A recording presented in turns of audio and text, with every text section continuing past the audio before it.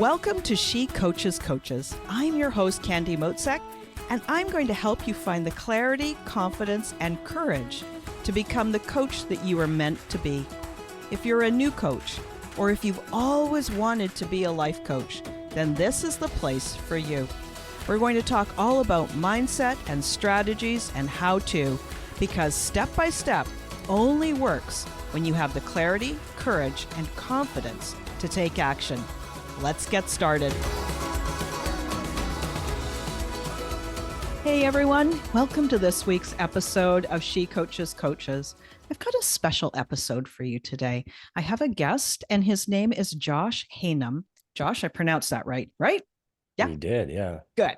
Let me tell you a little bit about Josh. He is the co-founder of Interact. It's an AI-powered tool for creating personality quizzes that generate leads. He started Interact in college with two friends back in 2013 and has since grown to a team of 13 people with 7,000 paying customers. Welcome, Josh. I'm so glad you're here. Yeah, thanks so much for having me on. I do appreciate it. Oh, you're welcome. I'm one of your clients, one of your customers, and have been for a number of years. So I was so pleased when you reached out and said, "Hey, can I be on your show?" I'm like, heck yeah, that sounds like a fun conversation. So let me dive into my questions that I have from you. Now, normally I would say this thing like, "Oh, tell me your origin story." But you guys have been around for a while and you've been through a lot of the ups and downs. So I thought I'd kind of narrow it in a little bit. So first, congratulations on turning 10 years old. I saw that back in August of 2023, you blew out those candles on your 10-year birthday cake for Interact. So just so thrilled for you. And since then, you have gone from 0 to 7,000 paying clients and at least $3 million a year in income. That's huge, right? Like what a journey. Can you tell me some of those highlights of that journey? And even more specifically, like what are the top 3 lessons that you learned along the way? Yeah, 10 years. Last August, we celebrated in Mexico with our whole team, and it was a really sweet time to just reminisce on, how long it's been. And some of the team members have been with us for 7 years now. So just really cool to go on that journey with the whole group. Jumping straight into the lessons, because it is 10 years was a big reflective year. You hit a decade. I am 31, so 10 years is like a third of my life. And realistically, we were working on this for a while before that official launch date. So it's really been like 12 or 13 years at this point. So close to half of my living years spent building one thing. And I would say the biggest lessons, the biggest takeaways, number one is just about the people. I think I'm reminded of that over and over again because it's super easy to get caught up in like, oh, this strategy or this tactic, or if we just had this feature or whatever, things would work. And sometimes there is a strategy or a tactic or whatever, but you need people that are going to support you. You're going to get tired, you're going to burn out at times. You kind of need multiple people pulling in the same direction so that when one does get tired, they can be supported. When one's really crushing it, the other ones can just be like, heck yeah, do it. Like, go do your thing. We're all excited for you. Nobody's trying to make sure that they get their piece of the pie or like they get their recognition. That's like my favorite thing about our team is that everybody is excited for each other. When somebody gets a win, everybody else is just like, dude, that's awesome. Or dudette, that's awesome. Like, you're killing it right now. And we're all very happy for you. So I'd say that's like by far and away the number one. I think the other ones are fairly secondary to that because if you can do that, if you can create that, I really think you can do anything. Like you can create any sort of business, you can build whatever you want if you have that type of environment and that culture. So we put a lot of energy and effort into building that up. We have a business coach who's part of our team, who works with us, and helps us just have good language to be able to talk to each other in the good times and the tough times, to be able to communicate well, to understand one another. And that has made all the difference in the world. Um, I think on the more like practical historical side, the biggest takeaway on that front is you really can't control what happens, at a broader level. If you go back, we've been 10, 11, 12 years, however long now, we've seen a few ups and downs happen. And sometimes it just feels like everything is easier and there's really no explanation. And sometimes it feels like everything is harder and there's really no explanation. And if you go back way, way back, through all of time, it's kind of how it goes, at least in my impression. And I read a lot. So it's very comforting to me to realize like, yeah, as you're building something, sometimes you're working at full strength and it's just not going anywhere. Other times it's just smooth and easy. And not getting caught up in that has been a big lesson for me because it just kind of teaches you to stay in the middle, like continue building and growing and getting better at what you do, rather than getting obsessed with like, oh, it went up this much this year, so that must have been all on me. I think the longer I do this, the less I actually feel like it's me. And the more I feel like, yes, you can be consistent and have good habits and build things up, but the results are very much out of your control. So that's the second one, and then the third one Actually, is you've the given more, me three already. Just a sec. I just want to, and I'm happy for the fourth, but here's the three yeah. that I've already heard: people, persistence, Mm. and what was the other one? Oh, I wrote it down and I can't read my writing. Oh, shucks.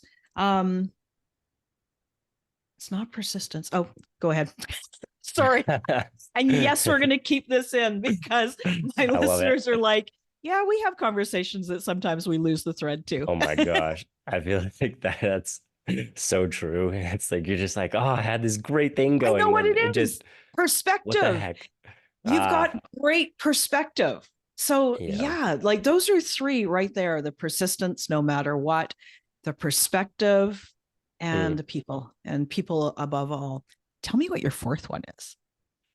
Yeah, I mean, it ties into all those because it's just like personal, to keep the peas going. Personal development, for lack of a better term.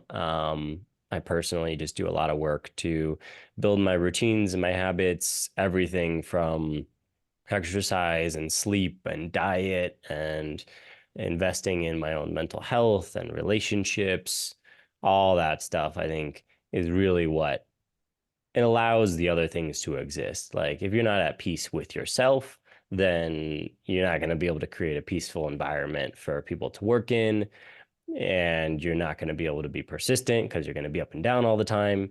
And that's an ongoing practice for sure. But I have a pretty dialed in routine at this point because it definitely helps me to continue on and do those other things. Yeah, that's a common thread that I see with a lot of successful entrepreneurs is this having some like, the not great sounding word is discipline, but it's like Yeah. discipline for a purpose, right? Like discipline to create the life that you choose, and to kind of honor yourself as well, right? That's wonderful. Hmm. Yeah. Yep. Yep, for So the sure. next question that I got for you is that, listen, I work with coaches and I'm not immune to this either. But there's this thing, we have all these D's, the letter D that happens in our world. We're defeated, we get disappointed, we get discouraged. Like that is part of business. And for me, one of the things that just bugs me no end is when I see really good people quitting because they weren't able to make it through these disappointing, discouraging, disillusioning times. Can you share any tips that you have on helping people move through that?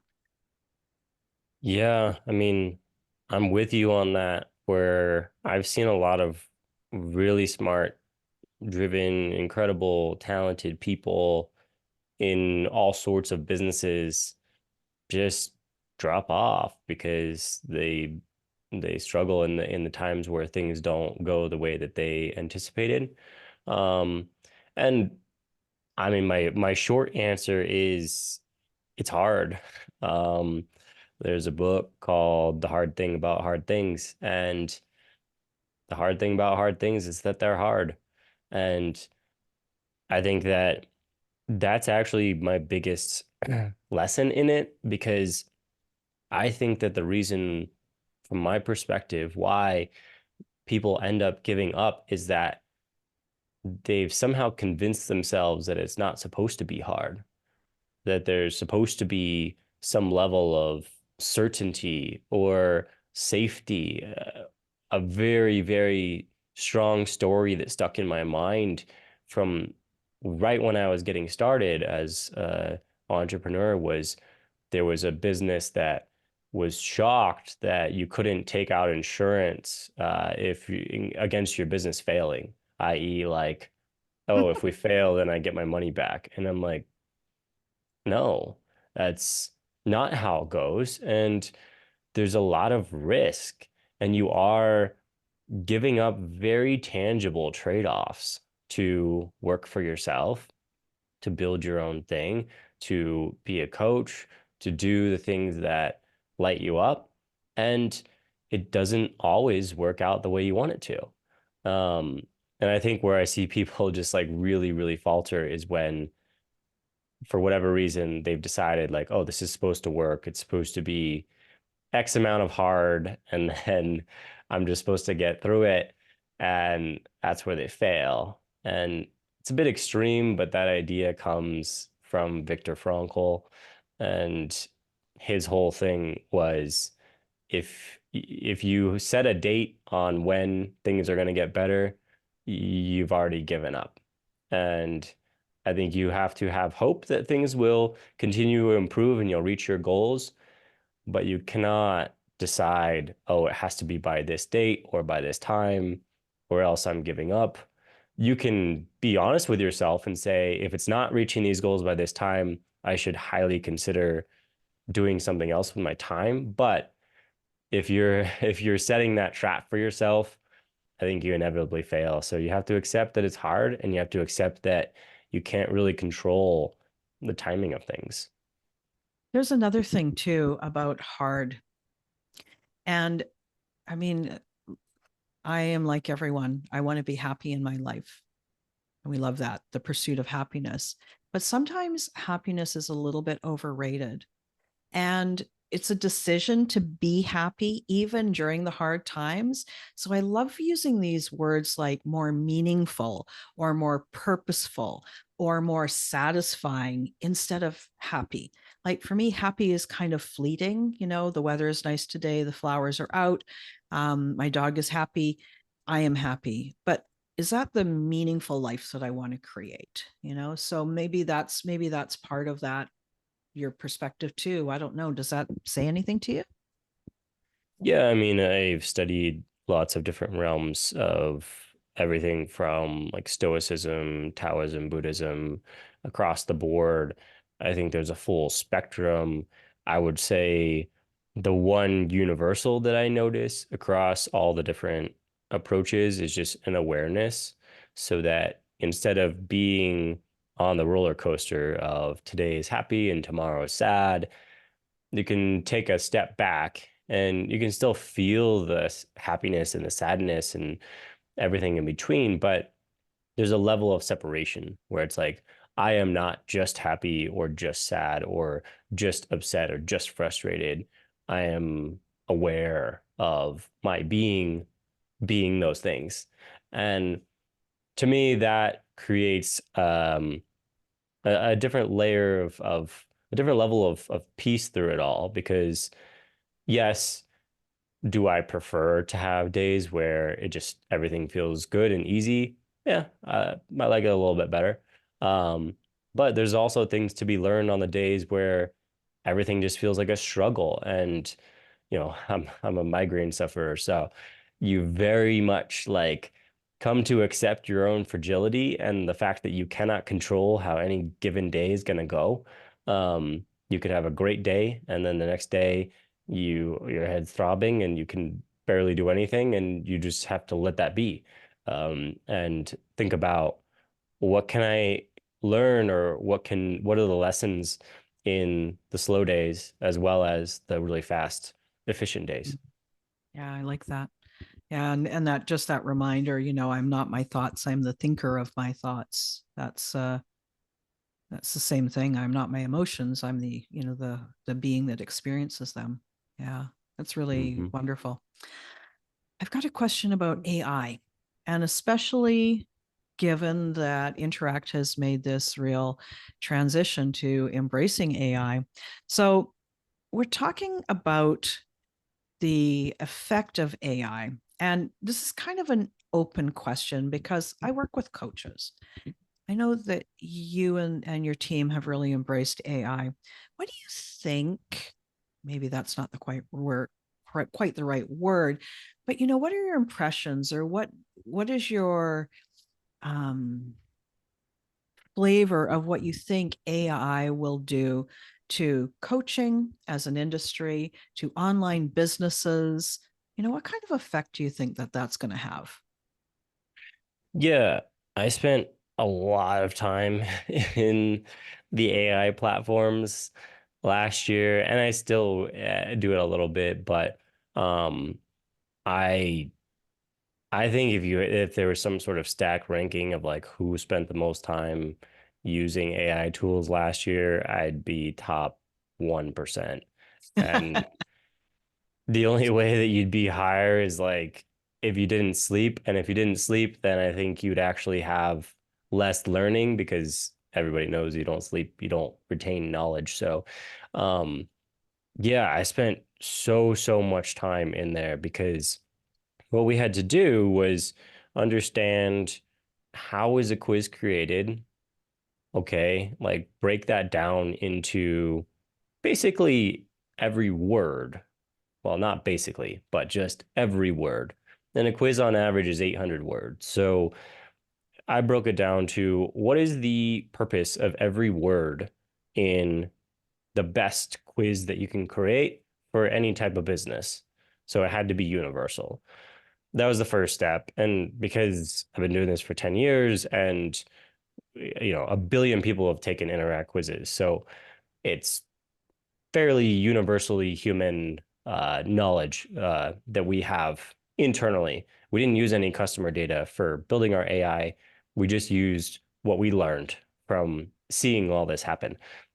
Anyways, you break it all down by word, and then you reconstruct it by teaching the LLM, the large language model, which ChatGPT is a large language model. You've maybe heard other names like Llama or Mistral from other companies. They're all large language models.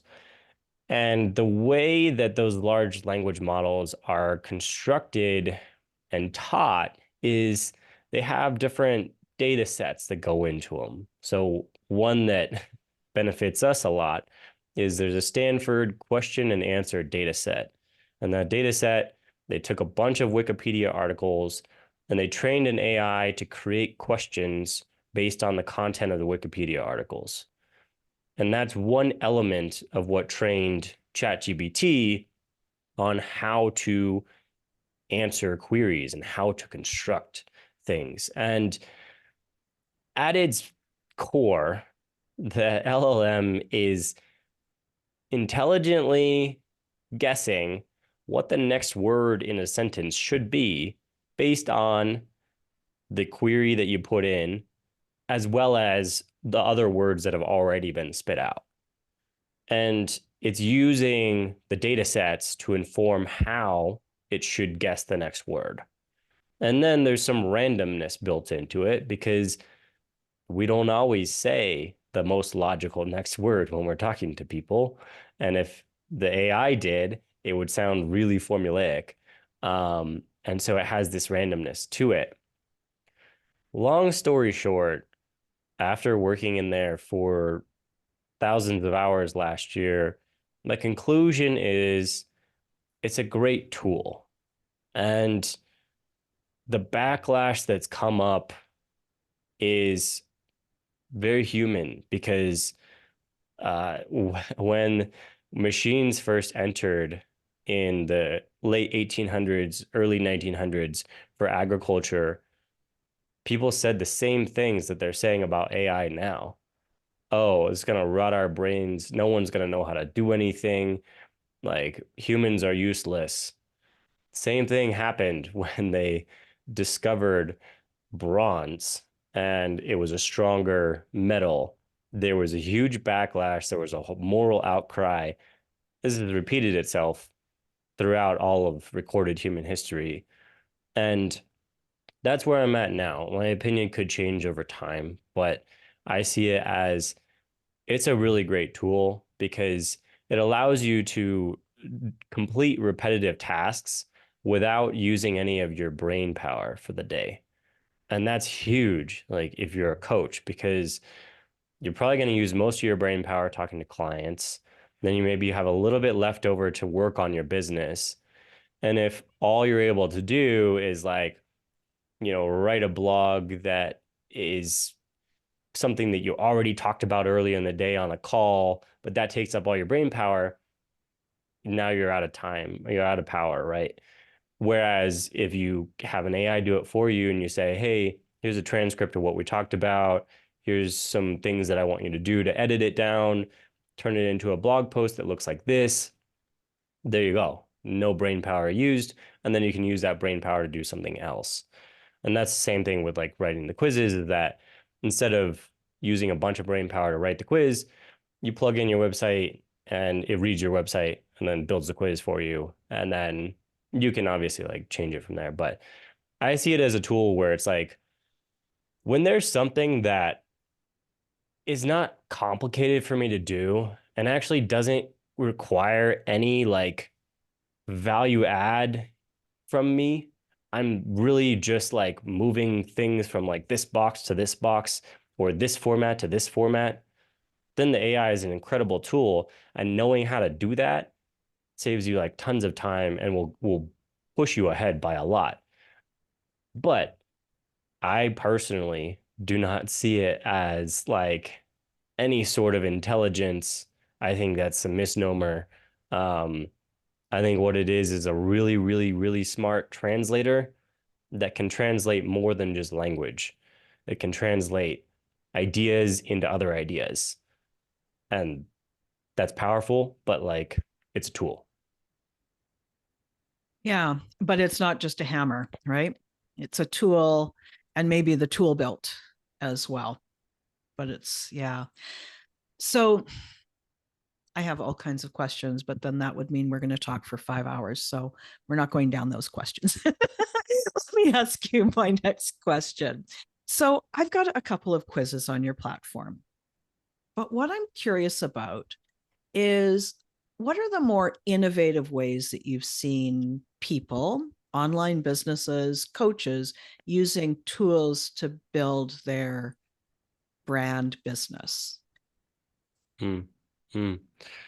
Yeah, I think that my broad perspective and the reason why I'm still doing this after this long is that I think we've reached like peak saturation of content creation online. Like, you know, 15 years ago when I was starting out online, that wasn't the case. Like, it was still pretty radical for a B2B brand to have content and like write blogs. That was cool and different.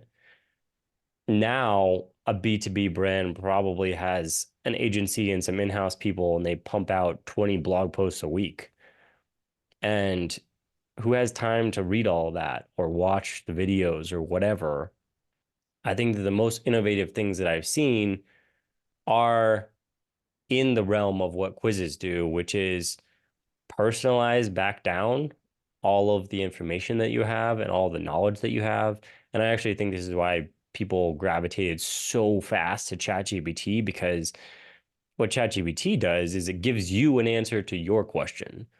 You don't go and Google and then have to read through 20 different things to figure out what you are actually looking for, it infers what it is you're trying to do and then gives you an answer. And it's pretty good at that because, I mean, it's trained on how people connect and talk, and it understands roughly what you mean when you ask a question. And I think that brands and businesses and coaches and any type of business that starts to embrace that and says, what is it that my customers are actually trying to do? What's in their brain? Like, what is the goal or the problem they're trying to solve? What is that?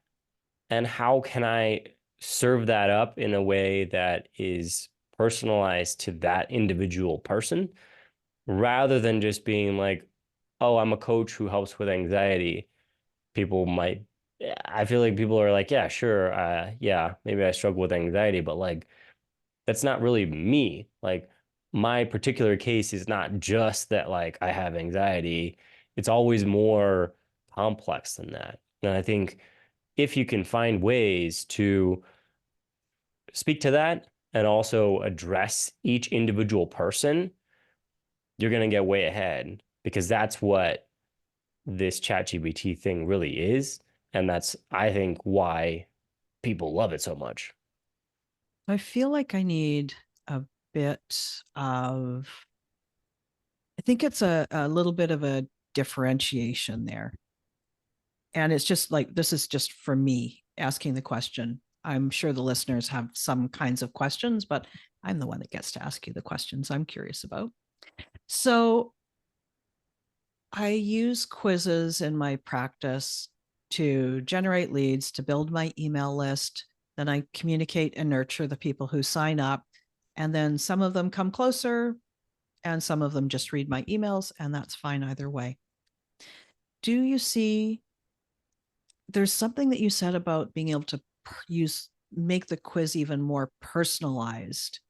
Is there an edge there that maybe I just didn't understand? Like this edge of like, how do you take a quiz and make it even more personalized to really support the people who might be taking it? I think we've gone past the time when quizzes are like, like what's your favorite color? These are my 5 favorite fruits. You must love orange. Like there's something deeper here. So, any thoughts on that? Yeah, yeah. What comes to mind is I uh, am working directly with a handful of clients, and one of them is Gretchen Rubin, if you're familiar with her work. Mm. And we just launched a habits quiz for the new year, and that quiz is highly tailored. Every path through it, like every combination of answer choices, leads to a different result at the end.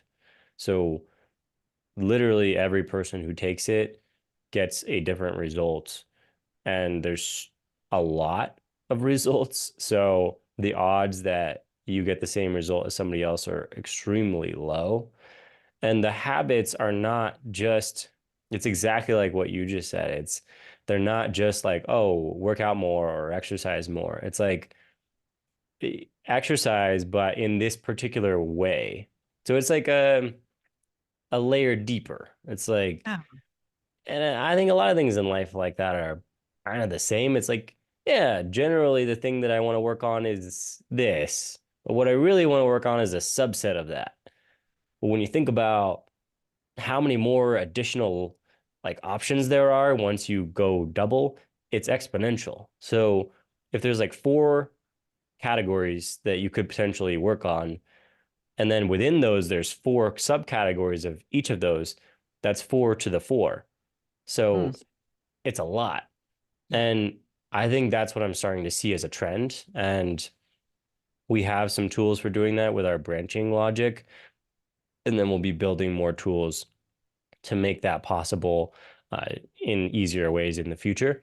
Um, but yeah, I think that's what I'm seeing. It's like let's go a second layer because exactly like you said, yeah, maybe the color of your mood is blue, but let's go a layer deeper. Like so within blue, there's like 10 different options.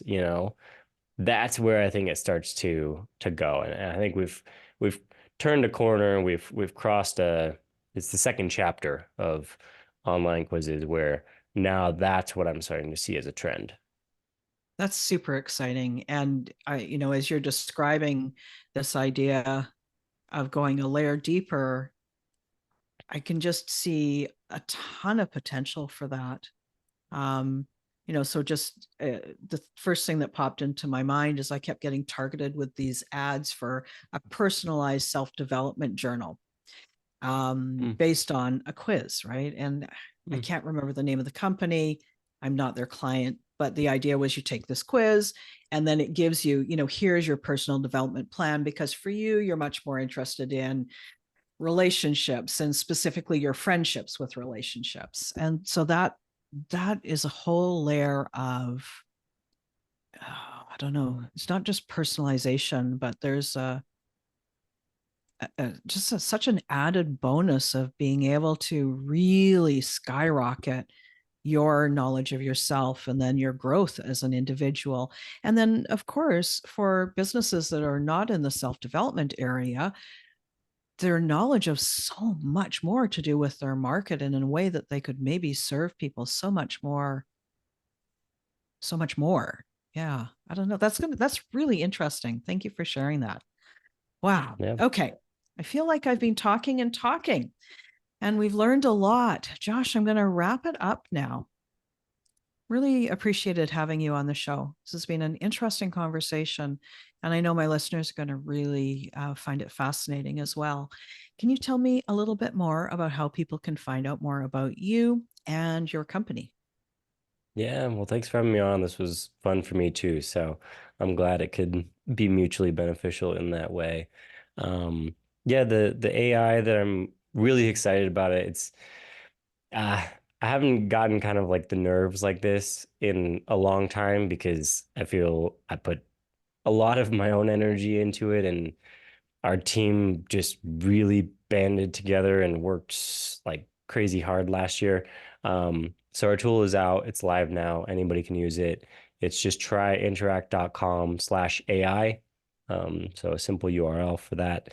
And then if you're interested in connecting with me personally, my platform of choice is on LinkedIn. So you can connect with me there and send me a message, and always happy to chat if you have questions about things. Awesome.